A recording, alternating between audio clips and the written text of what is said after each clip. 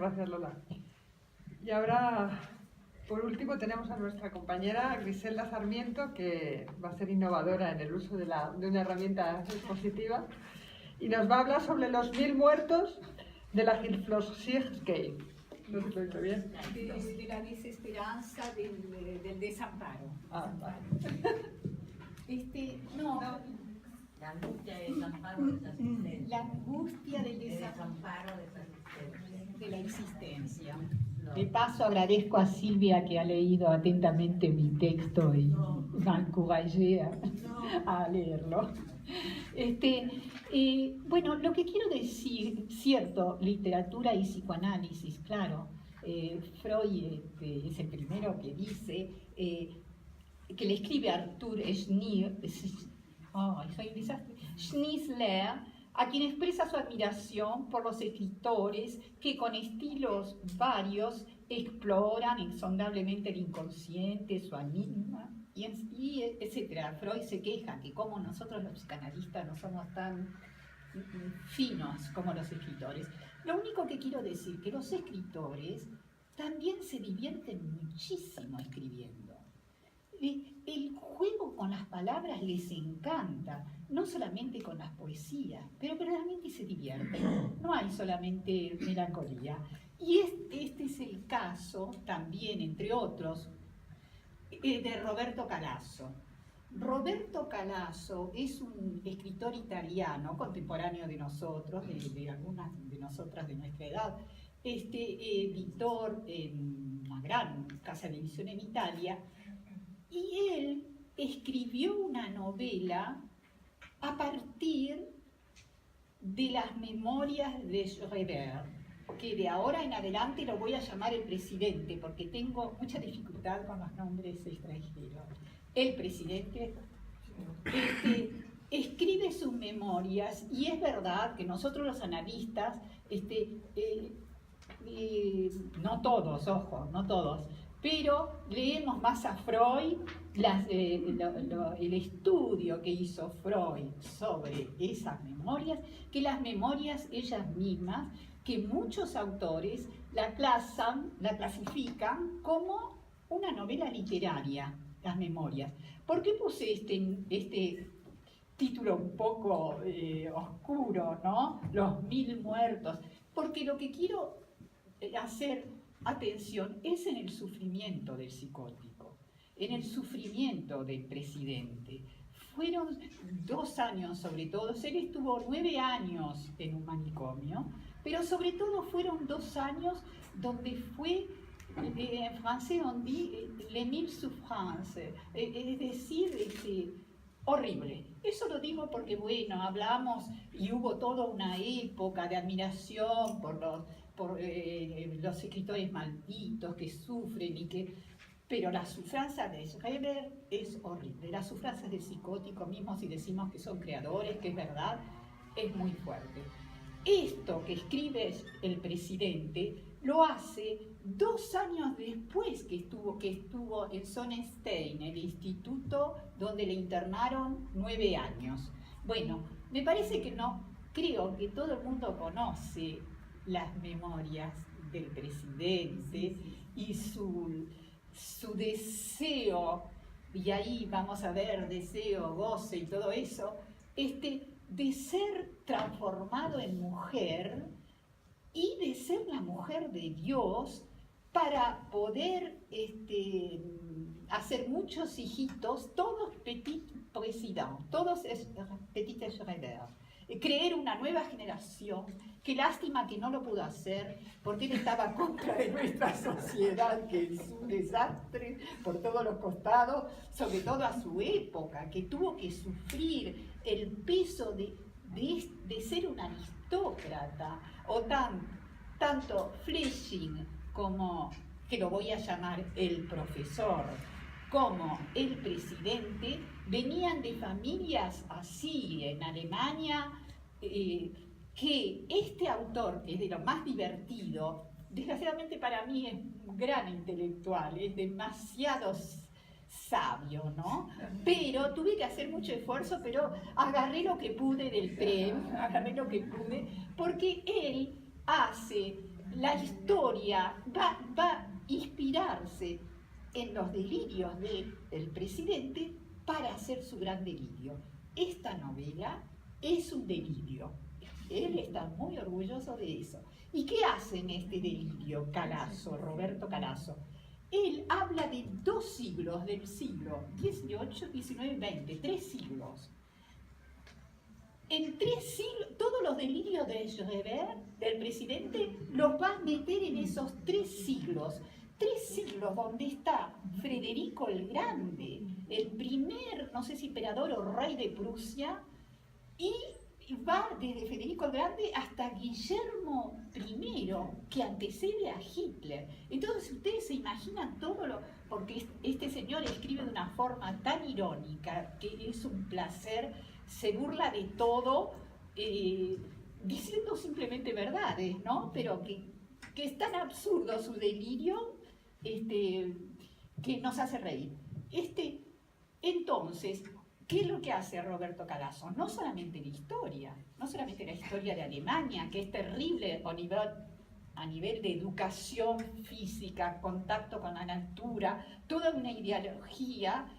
Por lo menos a nosotros en Argentina eso es el alemán, ¿no? El hombre disciplinado, moral, correcto. Cuando conocí los alemanes, no todos, pero me di cuenta que el mito que había en Argentina verdaderamente, bueno, no solamente muestra la cultura alemana de la época, ahora cambió un poquito, bastante, pero muestra también la cosmología, la religión, porque uno de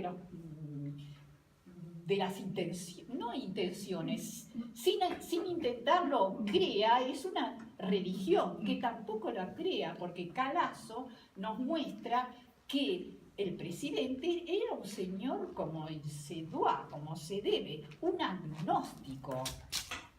Todo el mundo sabe lo que es un agnóstico. Bueno, él era un agnóstico de una moral irreprochable, magistrado de la Corte de Saxe, quiere decir que él creaba las leyes, ¿se dan cuenta? El tipo de derecho que sería, tipo Desca, pero en otro registro en Francia. Pero él creaba las leyes. Entonces Calasso se mete con la historia, se mete con la religión, hace Schreber el analista de Freud. Freud va a analizarse con Schreber en esta novela increíble. Freud dice que lamenta, tiene una expresión exacta, pero no me voy a acordar, que significa transfer, ¿no? Su relación, tiene términos muy lindos Roberto Calasso. Entonces Freud le pide perdón a Schreber, va a analizarse como un buen neurótico y le pide perdón porque él confundió, dijo que lo trató al presidente con los elementos conceptuales de una neurosis, de la represión, etc. Entonces le pide perdón y Schreber lo único que hace es escuchar, es un verdadero analista. La prueba es que Freud, él mismo dijo, el presidente tendría que haber sido no solamente el director del Instituto de Locos, del manicomio, tenía que haber sido también, no solamente el director, pero tenía que haber sido también un gran psiquiatra. Verdaderamente él pensaba que el psiquiatra ideal era el presidente. Bueno, todo esto es muy largo y muy divertido. La pregunta que le hace Schreber no es una pregunta, sino así como todo buen analista debe hacer. Le habla de las paludes. Eso me costó muchísimo, porque yo no sabía lo que eran las paludes. Pero las paludes, o las paludas, no sé cómo se dice en español, son justamente porque él va a mostrar que el señor presidente, que era un agnóstico, en su locura deviene él era agnóstico y deviene un gnóstico. El gnosticismo, seguramente ustedes mucho lo conocen, es una religión que se opuso al cristianismo, y donde no se cree bueno, no es contra la religión católica, a tal punto que los católicos dijeron que eran unos herejes. En el concilio de Trente se terminó, los persiguieron a todos, los últimos fueron los cátaros y otra gente, ¿no? Y Freud le pide disculpas entonces al presidente, diciéndole, pero usted sabe, yo dije eso con respecto a él, ¿no? De su homosexualidad latente, pero usted sabe que ese era mi problema con Fliss. El que tenía esas tendencias era Freud el mismo. Entonces, qué lástima que no anoté, en vez de transfer dice dos palabras tan lindas, pero no las anoté, no las voy a encontrar. Mi coyuntura, no sé cómo que le dice, era mi coyuntura sentimental con Fliss, todo eso que pasó. Le pido disculpas, pero usted sabe, son mis alumnos. Es un poco como Pommier critica un poco las cosas ahora. Es mis alumnos que han seguido todo eso. Yo me quedé un poco detrás de todo eso. Y fíjese que en el 27 ya demostré al mundo entero, pero nadie me hizo caso, que el psicoanálisis no cura a nadie.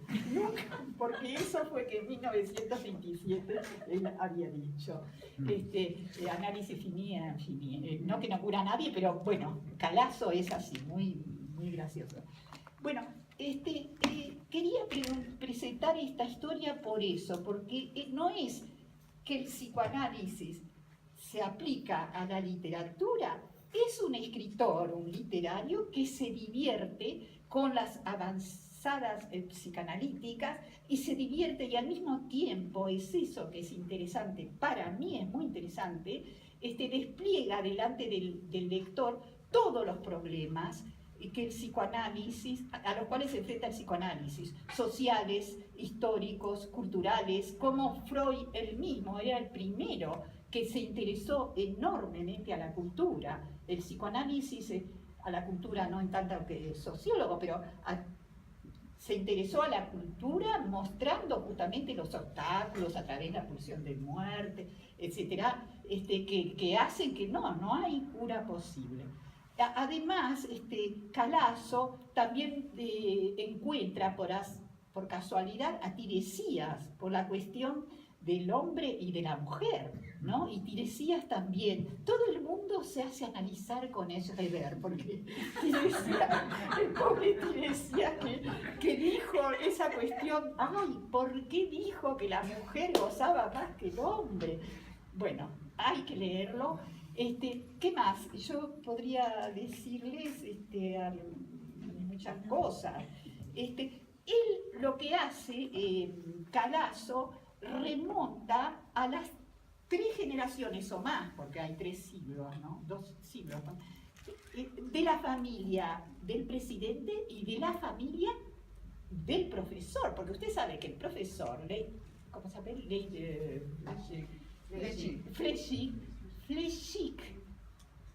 Flechig se interesa al cuerpo de Schreber.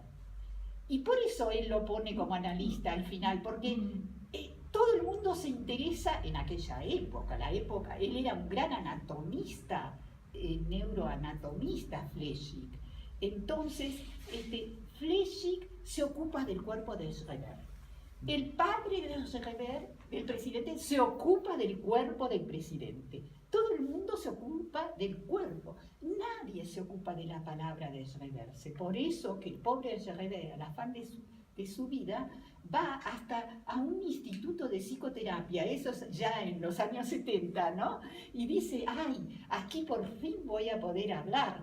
Entonces entra en porque es un centro para esquizofrénicos y gente.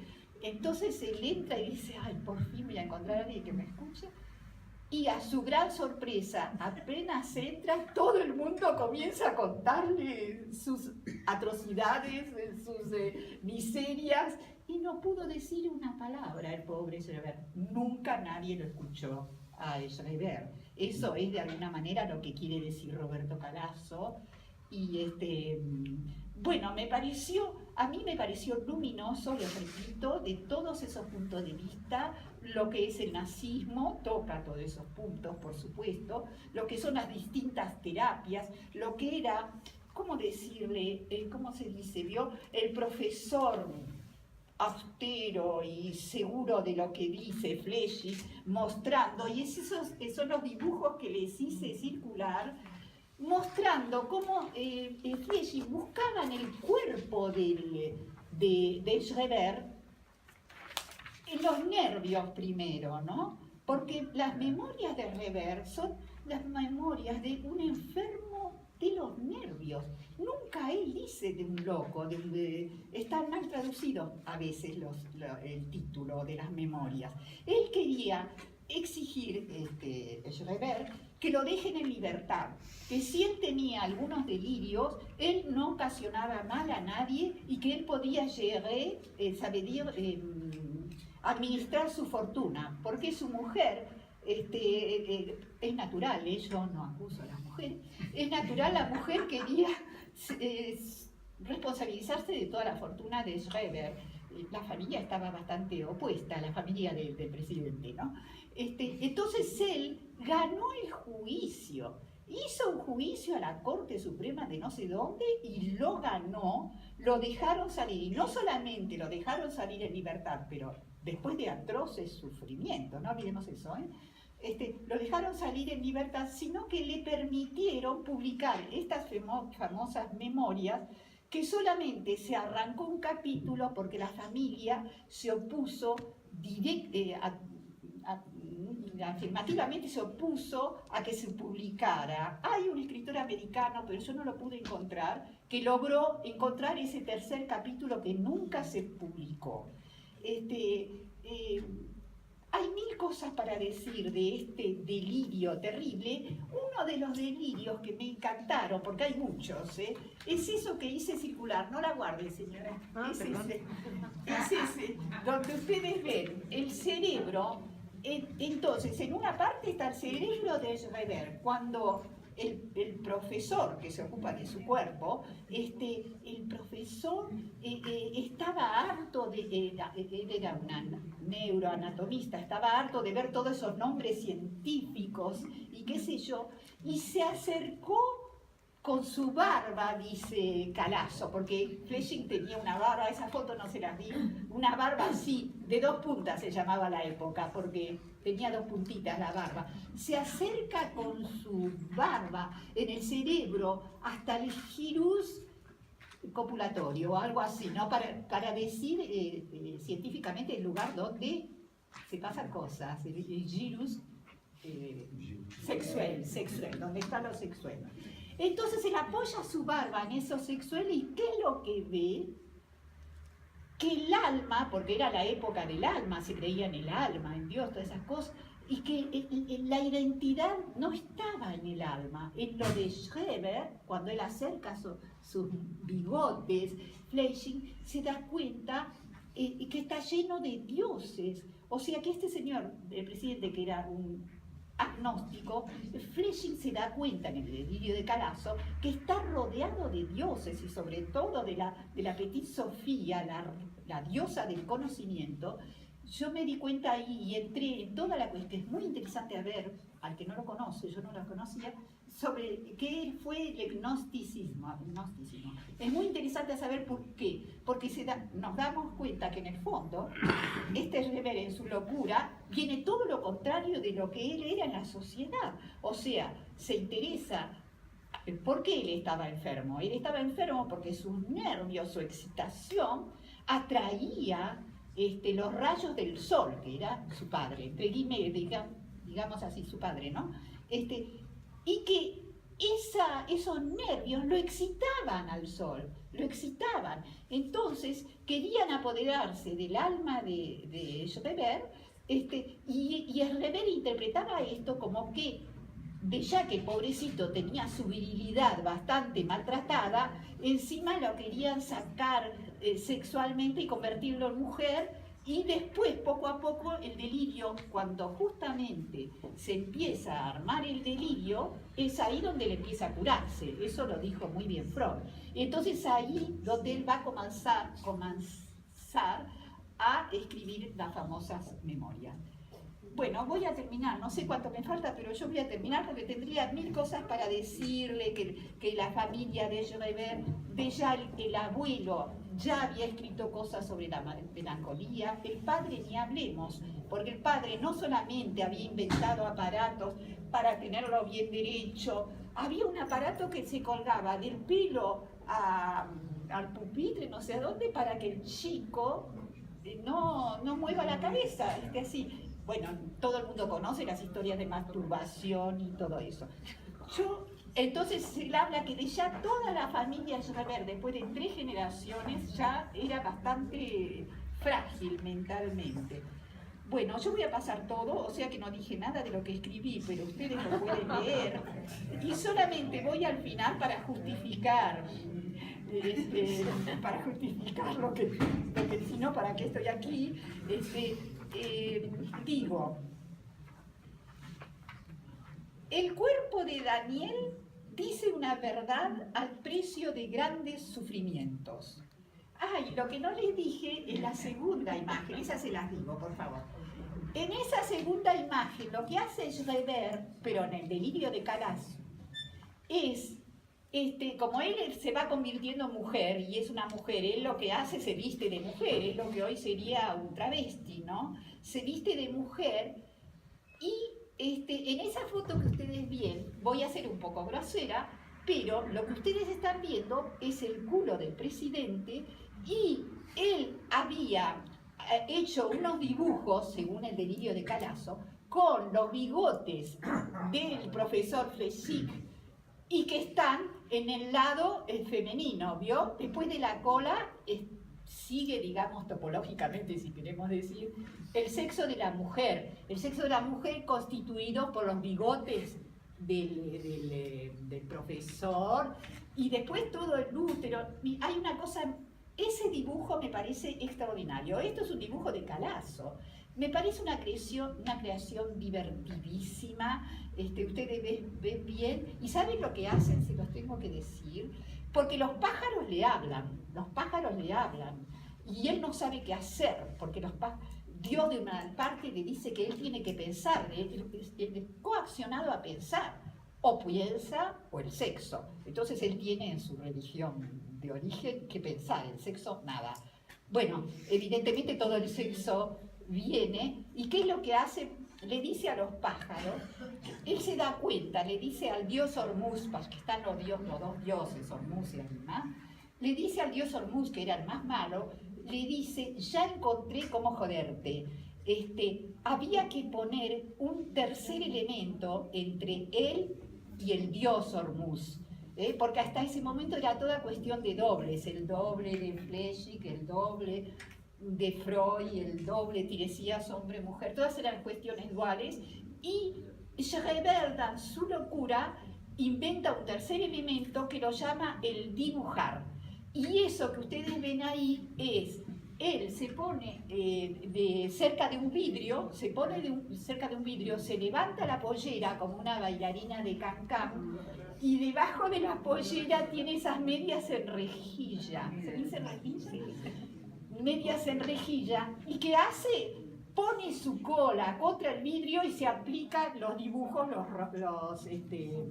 los bigotes del profesor. Y entonces los pájaros vienen todos y gritan, pero mirá ese dibujo, están todos alborotados los pájaros, y hay un dibujo mismo que hace Schreber, en el delirio de Calazo, que es un gato comiéndose pájaros. Entonces los pájaros están horrorizados, y es así como Schreber se divierte de esas voces, pero ya en los últimos años, digamos, ¿no?, del encierro, se divierte de las voces burlándose de ellas. Bueno, y termino aquí diciendo, el cuerpo de Paul Daniel dice una verdad al precio de grandes sufrimientos. En el elemento tercero que él inventa, esto que acabo de decir, los dibujos, él hace eso. Él inventa muchas cosas, por ejemplo, hace caca jugando el piano, tocando el piano. En vez de sentarse en una silla, se sienta en una escupidera y hace caca, porque eso le permite de ser acorde, de no hacer notas desacordes.